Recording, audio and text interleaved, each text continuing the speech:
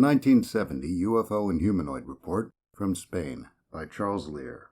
In October 1970, the publishers of the British magazine Flying Saucer Review put out the first issue of FSR Case Histories. Editor Charles Bowen explains at the beginning of that issue that readers had suggested that FSR should be a monthly journal. According to Bowen, the FSR staff worked in their spare time to put out the magazine, and while putting it out monthly wasn't possible, it was possible to put out a supplemental journal in between the main issues. Other reasons Bowen gives for putting out a supplement are to provide space for cases that might otherwise go unrecorded, to translate stories from foreign journals, to encourage readers to become part-time investigators, and to have a vehicle to carry important reinvestigations of old cases. The February 1974 FSR Case Histories Supplement 18 was the final issue, and Bowen and assistant editor Eileen Buckle explain in that issue that this is due to lukewarm support and the shocking rise of costs and postage. A case from that issue that caught this writer's interest is an example of a case that was translated from a foreign magazine, in this instance from the December 1972 issue of the Spanish magazine Stendak. The article, translated by Gordon Creighton, Alfalfa Crop Report from a Small Planet, was written by J. Macias and Angel Barrigon, based on an investigation by Enrique Bueno, Santiago Mela, and J. Macias of Charles Fort Group, Valladolid.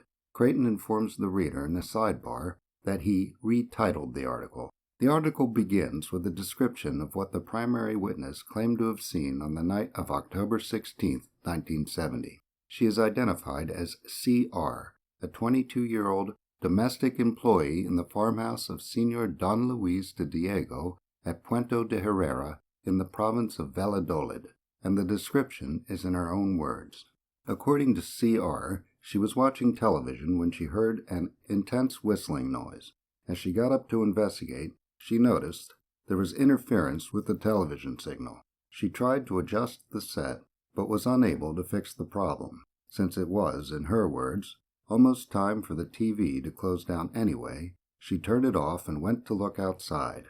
On the entrance road, she saw a weird thing with lights on it. She said there was a man near it looking at the field of alfalfa. Scared, she went back inside. After a while, she heard the whistling again. She said she looked out a window and saw that it had disappeared. According to the writers, after she told her story without interruption, they put questions to her to get more details. The next 2 pages consist mostly of the transcript of the questions and answers. When asked about the object, she described it as being about 4 meters wide and 2.5 meters tall, with about 60 centimeters being taken up by the feet and the rest by the frame and cupola. She drew the craft for them, and they described it as ellipsoid-shaped, standing on supports, and surmounted by a hemispherical cupola. She described the object as silvery, and the cupola as, like crystal, almost transparent. The witness said there was a slowly revolving bluish-white light on top of the cupola. According to her, it would turn, stop, then turn again, and when it slowed down, the light would fade, but it never went out. The witness was asked if there were lights on the body of the object, and she said there were lights of various colors lined up in a row around it. She remembered seeing purple, white, and yellowish lights. When C.R. was asked how many supports the object was sitting on, she said she couldn't remember, and when she was asked if she had seen a door or steps, she said she hadn't.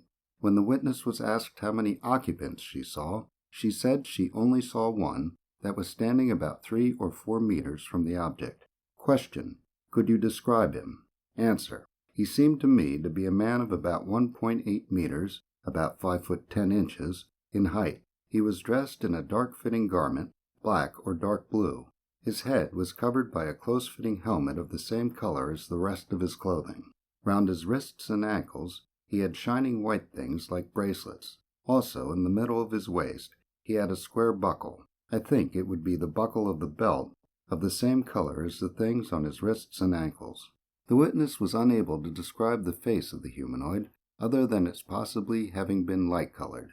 She said it was standing and looking at the alfalfa, and then walked to the saucer, taking big, long strides. She said she didn't see the creature go into the object because she had closed the door. She was asked about any traces or marks that might have been left by the object and the humanoid, and she described the area where the object had been as shining with a uniform glow. She said that the next morning she saw several black boot-shaped footprints with oblique lines on the soles. According to her, the footprints took several days to disappear and glowed at night. Question: did you find any circular marks? Answer: no. During the day, all that could be seen were the black footprints, and at night the ground shone, but not in patches, but all of it. After the transcript, the writers described the witness. According to them, she was illiterate, lacking even a primary school education, and ignorant of the most basic matters. They describe her becoming full of tension and anxiety as she recalled details throughout their conversation. According to them, members of her family informed them that after they left, she had a hysterical reaction with much weeping and much protestation to her brother-in-law for having told our center about the happening. Glowing areas associated with UFOs have been reported before, most notably in the 1969 Delphos ring case, and one similar to that described by the witness in the Spanish case was described in a 1973 case in Pennsylvania involving Bigfoot-like creatures.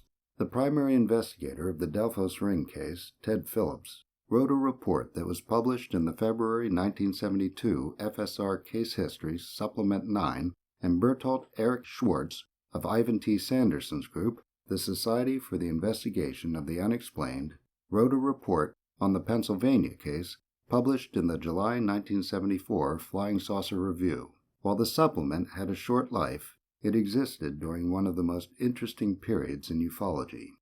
Charles Lear is the author of The Flying Saucer Investigators, available at Amazon.com.